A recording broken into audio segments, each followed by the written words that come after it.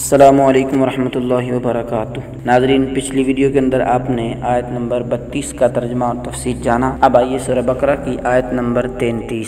اعوذ باللہ من الشیطان الرجیم، بسم اللہ الرحمن الرحیم۔ قال یا آدم انبئهم بأسمائهم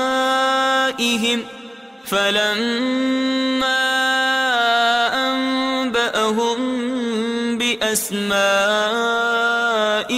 قال ألم أقل لكم إني أعلم غيب السماوات والأرض وأعلم ما تبدون وما كنتم تكتمون۔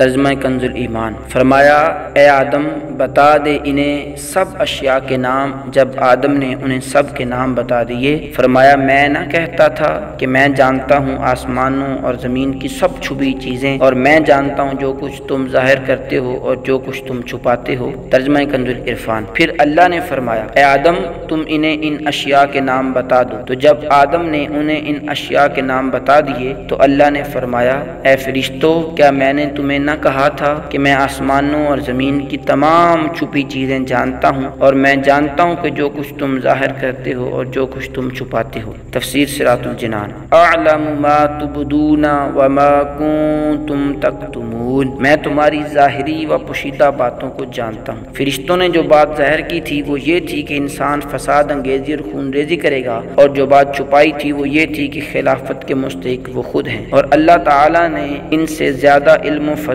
والی کوئی مخلوق پیدا نہ فرمائی۔